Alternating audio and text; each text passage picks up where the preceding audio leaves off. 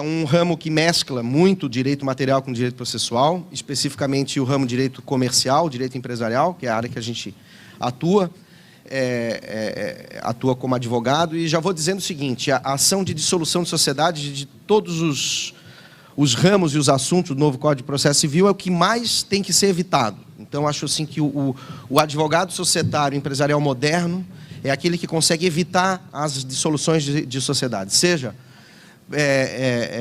atuando em favor da sociedade, seja atuando em favor dos sócios. Falo isso sem qualquer ironia. Eu diria que é a terceira grande tragédia humana moderna hoje. A primeira tragédia é a morte, a segunda são os impostos, e o terceiro é a dissolução de sociedade. Aí depois vem outras, tipo os acidentes, os sequestros, os assassinatos, aí vem tudo depois.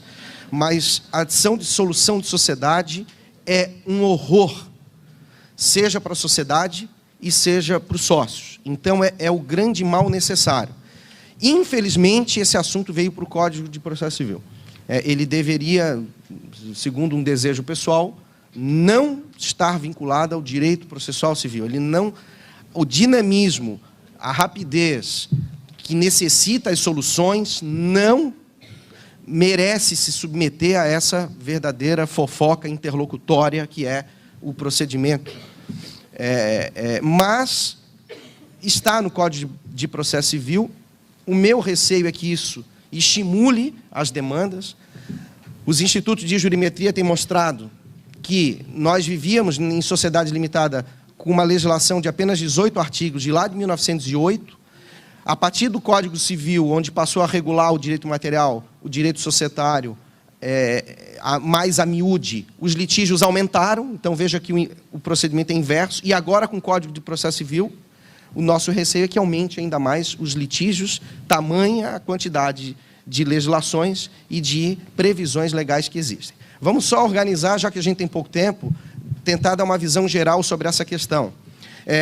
E o primeiro receio é que hoje há vários dispositivos que tratam da palavra dissolução e ele precisa ser organizado. Então, veja, o direito positivo processual regulava a dissolução no Código de 39. No Código de 73, não regulava num capítulo específico. Apenas tinha lá o artigo 1218, que submetia o procedimento ao Código de 1939. Porém, naquela época, o que se regulava era a dissolução total da sociedade. Ou seja, a sociedade deixava de existir, era o procedimento de extinção da sociedade, dissolver a sociedade, o inverso de constituir a sociedade. A jurisprudência e a doutrina evoluíram com base em dois princípios. Primeiro, o princípio da pluralidade contratual, que reza que o contrato de sociedade tem inúmeros polos contratuais, diferente dos contratos sinalagmáticos, que tem dois polos. Não estou dizendo duas partes, estou falando dois polos. Se você tira um polo, o contrato não se sustenta. Não tem compra e venda só com comprador ou só com vendedor. Não tem locação só com locatário. A plurilateralidade do contrato de sociedade, que prevê inúmeros polos, permite que um dos polos, por exemplo, um sócio, saia e o contrato se sustente com os demais. Então, a jurisprudência passou a aceitar o que se chama de dissolução parcial. Ela se resolve em relação a um sócio e se mantém em relação aos demais. Não havia previsão legal nesse sentido, mas a doutrina e a jurisprudência construíram. E o segundo é o princípio da preservação da empresa, ou seja, que em torno da atividade econômica exercida pela sociedade, toda a sociedade exerce uma atividade econômica, está lá no artigo 981 do Código Civil. Se não exercer atividade econômica, não é sociedade, é associação. Aliás, se não exercer, se a finalidade não for econômica, é a associação, não é a sociedade. Então, em torno da atividade econômica gravitam inúmeros interesses que extrapolam os interesses dos sócios. Portanto, qualquer desinteligência entre os sócios, que se resolva entre os sócios, mas não que necessariamente se ponha fim à sociedade. Então, esses dois princípios fizeram surgir a dissolução parcial como um direito consuetudinário, como algo de construção doutrinária e jurisprudencial, de modo que a dissolução parcial, que não tinha previsão legal, era muito mais forte do que a dissolução total.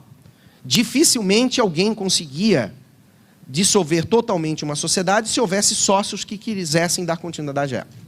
Aí veio o Código Civil de 2002, que trouxe os dois institutos. Ele trouxe a dissolução total, nos artigos 1033 e seguintes, e trouxe um instituto chamado resolução da sociedade em relação a um sócio, que nada mais é do que positivar a dissolução parcial da sociedade. Então, até agora, até 2015, antes do Código de Processo Civil, nós tínhamos a dissolução total da sociedade, regida pelo Código Civil, e a dissolução parcial da sociedade, regida pelo Código Civil, com o nome Resolução da Sociedade em relação ao sócio. Assim nós estávamos convivendo, até 2015, que veio o Código de Processo Civil regular o procedimento da dissolução parcial da sociedade. Então, é um capítulo, é um título específico, nos artigos 499 a 609, que fala da ação da dissolução parcial. Resumindo, o que nós temos no direito brasileiro hoje? Isso é importante que se saiba, porque se a gente for abrir os textos legais isoladamente, isso pode gerar uma confusão. Nós temos, dissolução total da sociedade, cujos hipóteses, efeitos e procedimentos são regidos pelo Código Civil, artigo 1033 e seguintes, e temos a dissolução parcial da sociedade, com 2 diplomas. E aí eu fiquei assustado com algo que eu li, que a dissolução parcial da sociedade passou a ser regida pelo Código de Processo Civil. Não, porque sem o capítulo do Código Civil, a dissolução parcial não vive. Porque o Código de Processo Civil está tratando dos procedimentos, mas os pressupostos, os requisitos e diversas consequências continuam sendo regidas pelo Código Civil. E as duas legislações precisam ser analisadas e aplicadas conjuntamente. Alguns artigos até estão se sobrepondo aos outros, eu vou tentar destacá-los aqui nesse pouquíssimo tempo que nós temos. O primeiro aspecto que eu quero... Então, feita essa organização, como aqui nós estamos num Congresso de Direito de Processo, adentrando um pouquinho esse capítulo que é novo, né, o Código Civil a gente já tem trabalhado aí desde 2002, o que o Código ele consertou? Ele consertou algumas coisas e outras ele complicou. É um capítulo que foi escrito por comercialistas, vamos deixar bem claro, comercialistas não é processualista, né? Então ele se contrapõe muito àquilo que os processualistas estão acostumados dentro do seu labirinto científico, mas, às vezes, isso gera um choque entre, vamos dizer assim, a ciência processualista. Tá? Vou tentar destacar alguns pontos aqui, repito, dentro desse pouco tempo. Primeiro, ele fez a seguinte organização. A ação de dissolução de sociedade ela pode ter 2 finalidades distintas ou conjuntas. Primeiro, quando se quer quebrar o vínculo societário. Porque, às vezes, a quebra do vínculo societário é de pleno acordo das partes. Um sócio quer sair, o outro sócio quer que ele saia. Ou um sócio quer sair e não tem como impedir que ele saia. Não tem como impedir, forçar ele a ser eternamente sócio, permanecer eternamente contratado. Então, muitas vezes, eu me arrisco a dizer que, na maioria das vezes, o conflito não está em sair ou não sair da sociedade. A maioria das vezes, o conflito está saindo da sociedade, quanto tem direito a receber o sócio que sai. Aí é que está o conflito, porque quem sai quer receber mais e quem fica quer pagar menos. Esses são os conflitos societários. De modo que o Código de Processo Civil organizou da seguinte forma. Primeiro, a ação de dissolução pode ter por objeto apenas a quebra do vínculo, porque também tem situações que o sujeito é o seguinte, eu quero sair e pouco importa, eu quero me livrar desse troço aqui, também não quero receber dinheiro nenhum. Então ele pode ter só como finalidade sair, isso está expresso no artigo 599. Ou pode ter só a finalidade de apuração de haveres, porque os sócios concordam, o litígio está na apuração de haveres, ou as duas coisas. Então, há um litígio. Por exemplo, um quer expulsar o outro quer ficar. Então, eu preciso das duas coisas. Eu preciso de uma ação para quebrar o vínculo e, uma vez quebrado o vínculo, aferir quanto que o sócio que sai vai receber. Então, o Código, pelo menos, ele organizou bem esses objetos, porque esse objeto dos pedidos muda a natureza da ação e muda também a composição dos polos da ação, legitimidade ativa e legitimidade passiva. Né? Por exemplo, se o objetivo é dissolver a sociedade, os contratantes têm que estar no polo passivo. Se o objetivo é apenas apuração de haveres, quem paga as haveres é a pessoa jurídica. Os sócios não precisam estar no polo passivo, porque não são eles que pagarão os haveres, né? E aí, mas então é só o juiz não condenar. Bom, mas daí está no polo passivo, aí tem a questão sucumbencial. Gera sucumbência, não gera sucumbência, porque tem uma parte que a rigor não precisava estar no polo. Não, mas ele está no polo porque a ação precisa pedir necessariamente as duas coisas, dissolver e apuração de haveres. Então, o Código deu essa organizada. Segundo aspecto que eu quero chamar a atenção é quanto às hipóteses. Então, está lá o artigo 599, 600, diz as hipóteses. Retirada, quando o sócio quer sair. Recesso, quando o sócio não concorda com alguma decisão. Ele é dissidente de uma decisão de maioria, isso chama direito de recesso. Quando o sócio falece e quando o sócio é expulso, ele é excluído da sociedade. Só quero chamar a atenção, e isso alguns comentaristas eu não tenho abordado bem, que todos esses pressupostos têm que se coadunar com o Código Civil. Então, o direito de retirada vai acontecer nos termos e limites do artigo 1029 do Código Civil.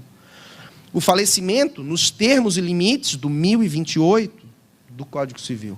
O direito de recesso, de dissidência, nos termos e limites do 1077 do Código Civil. E a exclusão do sócio, sobretudo a extrajudicial, que é possível excluir um sócio extrajudicialmente, nos termos e limites do 1085 do Código Civil. Ali estabelece como procedimentos, hipóteses e consequências jurídicas dessas condições. Isso não é trazido pelo Código de Processo Civil. Então, tratar da matéria apenas pelo Código Civil é impossível.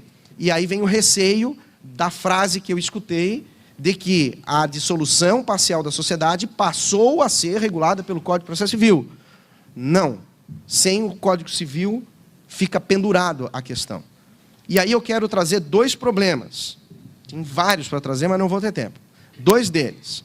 Primeiro, em caso de separação de sócio.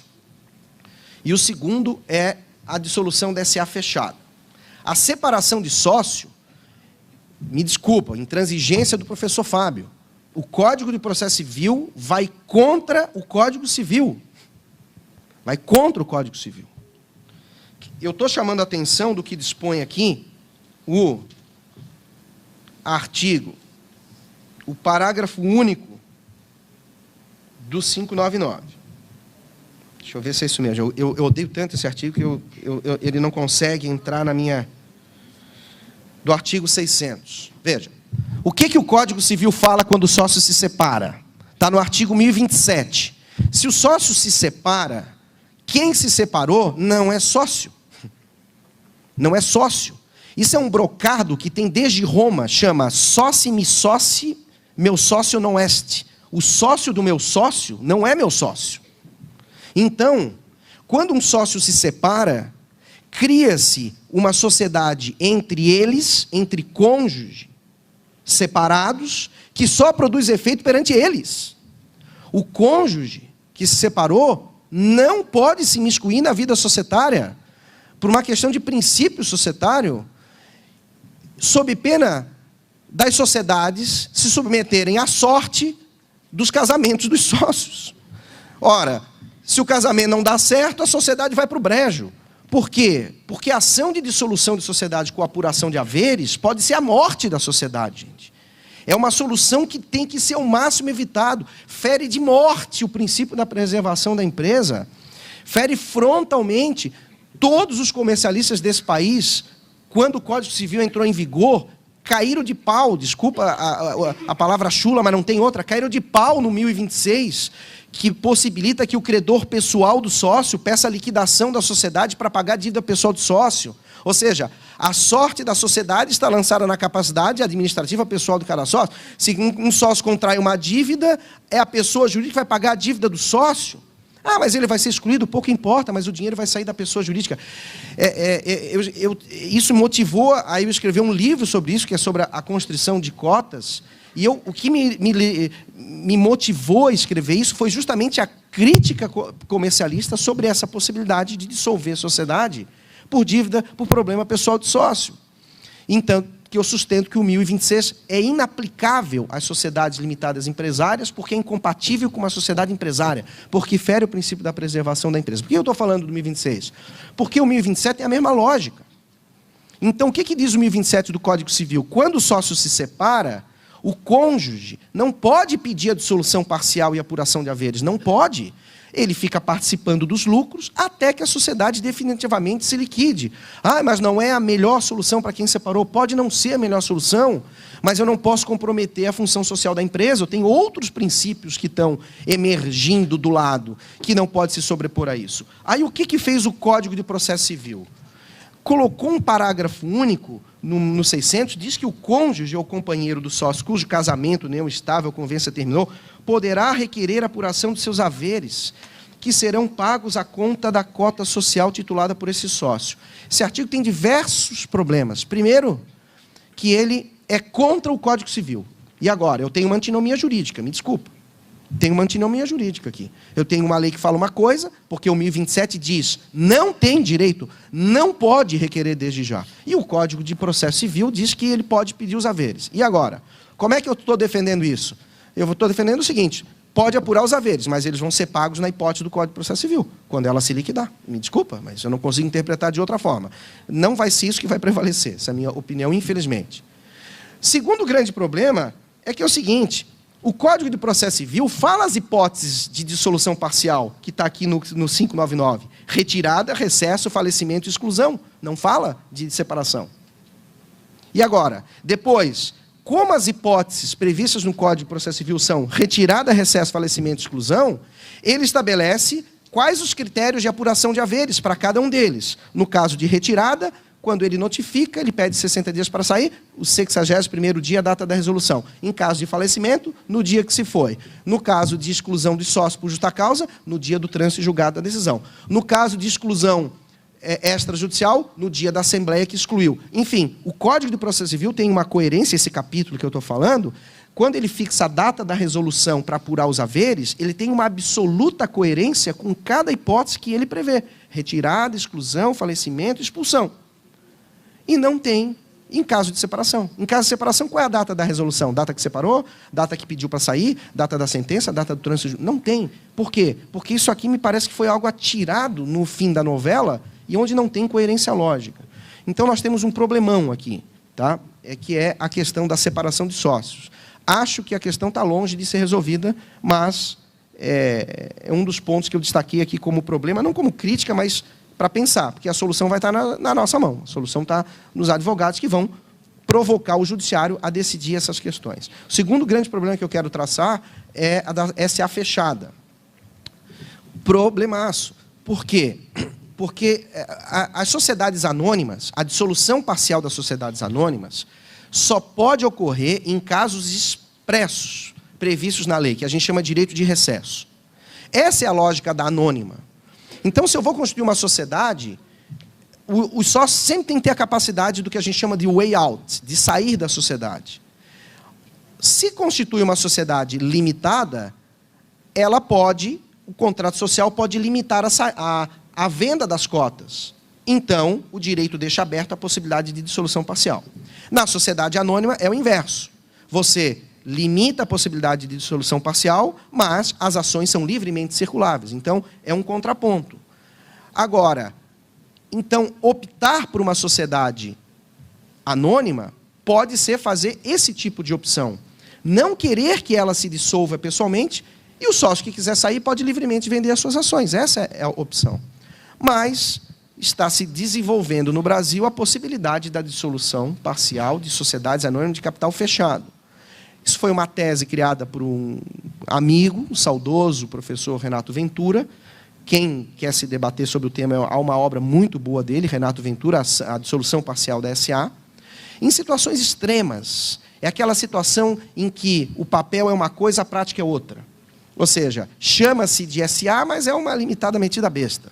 Então, tem toda a característica de uma sociedade personalista, tudo aí...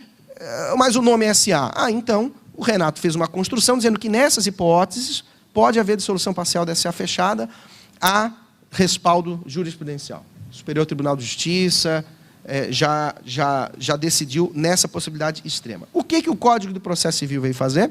Tentar regulamentar essa questão. Só que ele criou aqui um parágrafo 2º no 599, que diz que a SA fechada pode ser dissolvido, aspas, quando, aspas, não pode preencher seu fim. O que é uma sociedade não poder preencher seu fim?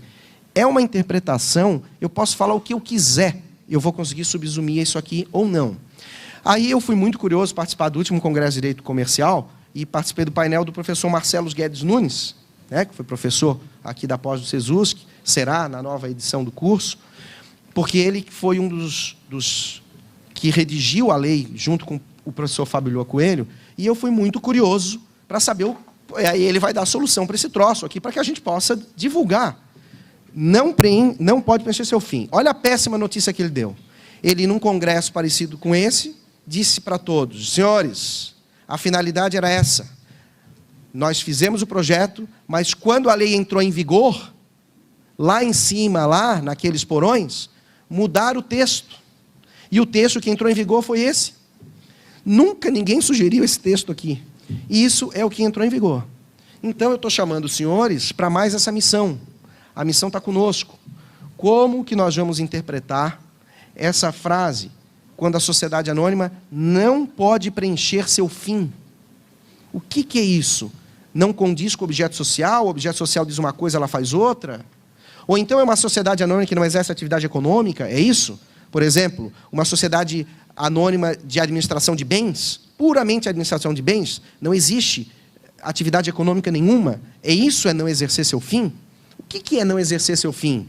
É uma sociedade anônima fechada, que os sócios não conseguem transmitir as suas ações, porque a ação não tem liquidez, porque ela é isso é não preencher seu fim? Eu posso ficar 3 horas falando aqui o que é não preencher seu fim. Qual é o meu receio?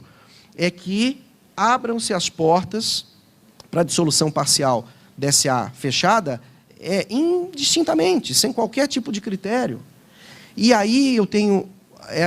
eu não gosto de fazer crítica, porque quando a lei está nova, eu não gosto de criticar a lei nova. Se ela está nova é porque ela precisou, é uma lei boa. Vamos partir desse pressuposto. Sou um pouco escaldado quando o Código Civil entrou em vigor, todo o Congresso, nego ia lá meter o pau no Código Civil. Era uma coisa horrorosa.